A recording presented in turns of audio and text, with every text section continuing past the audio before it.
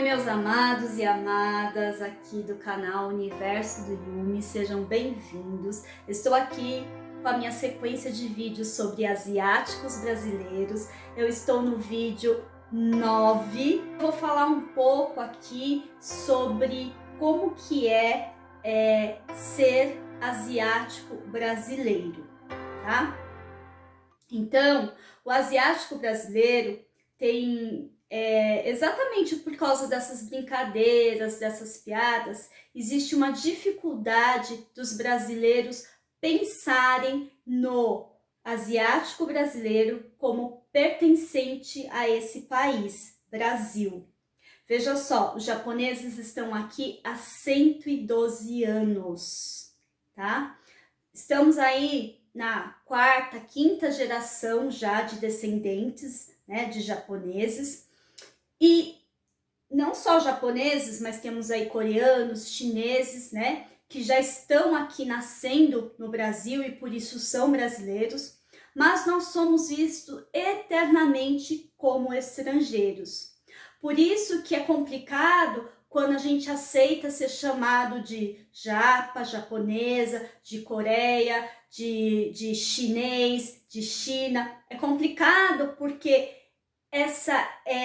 ao nos permitir ser chamados assim, a gente nunca tem o pertencimento da terra. Tanto, gente, que os documentos, né, que você tem de educação, da história de educação, ela trata ali um pedacinho ali da imigração, né? E não fala dessa construção da brasilidade de um povo brasileiro com os asiáticos. E isso a gente pode ver no monumento que tem em Goiânia, que chama das Três Raças. Então tem um monumento ali que fala dessa construção do povo brasileiro como base de três raças, que seria a raça negra, a branca e a indígena. E exclui totalmente o asiático da história.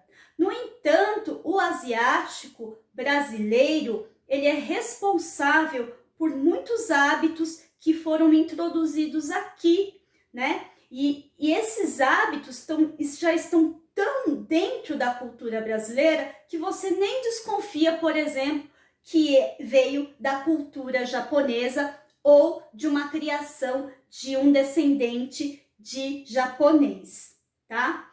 E aí nós temos uma pesquisadora americana, asiática americana, tá?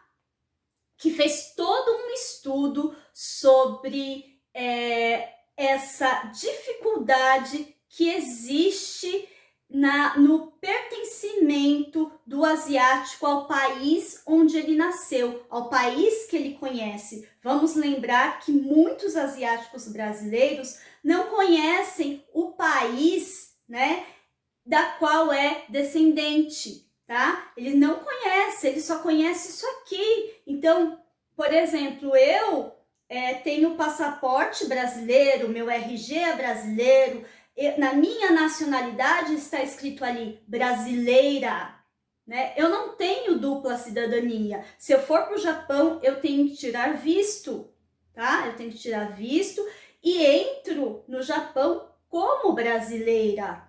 Então, essa falta de pertencimento que nós temos aqui, ela vem de uma falha na educação. E de anos e anos e anos e anos, a gente repetindo, desde lá da Segunda Guerra Mundial, a gente vem repetindo esse zoar, esse xingar o asiático, tá?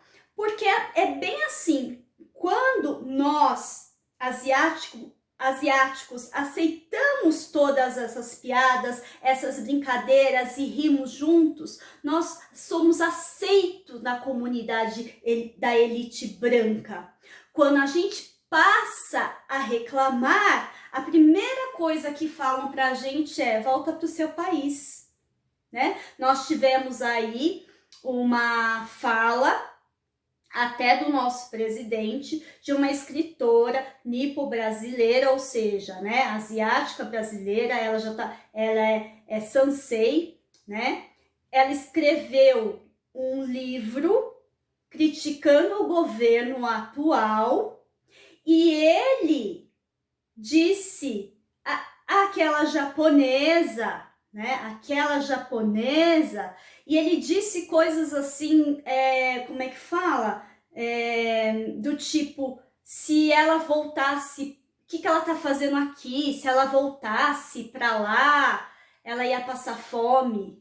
Gente, ela não é japonesa. Ela tem, né, ascendência japonesa, mas ela é brasileira. E ele podia argumentar qualquer outra coisa, né?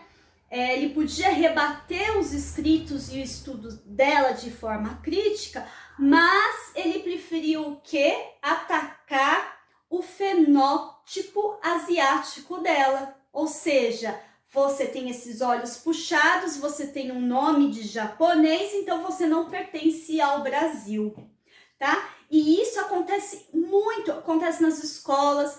Eu, por exemplo, todos os anos faço projetos sobre a cultura japonesa nas escolas. E teve um ano que uma mãe, inclusive, disse para mim assim, para eu voltar para o meu país. Entendeu? E aí eu falei para ela, não, mas o meu país é esse aqui, né? Ela disse assim, se você quiser ensinar japonês para minha numa escola pública, né? Volta para o seu país. Aqui ela tem que saber da história do Brasil.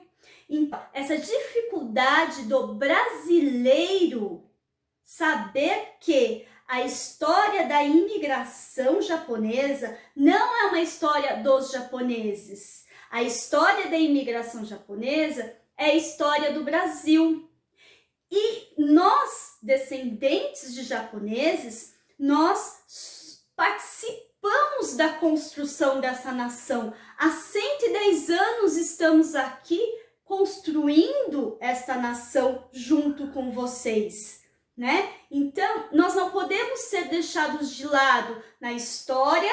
A gente não pode permitir que os outros digam que nós somos estrangeiros da nossa própria terra, porque nós não somos. Assim como o bisneto, o neto, o tataraneto de um italiano, de um português, de um alemão, de um espanhol, todos esses aí, né, são considerados o quê? Brasileiros. Né? Então, por que eu não sou considerado? Só porque eu tenho fenótipo asiático amarelo? Só por isso? Quer dizer, é uma discriminação racial? Né? O nome dessa pesquisadora é Claire Jean Kim. Ela fez um estudo sobre a teoria da triangulação racial. O que é isso, né? Eu vou estar colocando aí o gráfico que ela fez. Então, assim, o branco, né, o homem branco, ele acha, tá? Ele, na sociedade, ele está numa posição superior ao asiático e ao negro. O asiático está numa posição inferior ao branco, porém superior ao negro. No entanto, o asiático tem pouco ou nenhum pertencimento ao país, sendo considerado sempre estrangeiro, e o negro, ele é considerado pertencente àquele país. Deu para entender? E isso aconteceu nos Estados Unidos, e como o Brasil copiou muito o modelo americano, né? Nós também temos essa mesma estrutura de sociedade, né? Então, nós temos aí o japonês, principalmente o japonês, mas inclui aí os chineses, os coreanos, todos os asiáticos, amarelos e marrons, mas nós somos mais respeitados do que os negros, porém, o branco não nos reconhece como pertencentes à terra. E isso é muito fácil de se ver nesse monumento que tem em Goiânia das Três Raças, tá bom? Fica aí para vocês pensarem um pouquinho, que isso deve ser discutido sim na escola, nas questões étnicas, raciais, embora sejamos minoria, é para ser discutido sim em sala de aula. Já está na hora, né? Já está na hora de nos olharmos, de olhar para nós como pertencentes a essa terra. Nós estamos aí na quinta, sexta geração já e ainda estamos sendo vistos, ainda somos vistos como estrangeiros, né? Até os mestiços, os birraciais, são aí considerados estrangeiros se eles tiverem o fenótipo mais parecido com o asiático amarelo do que com o branco. Tá bom, gente? Fica aí meu beijo, cheio de amor para vocês. Até o próximo vídeo.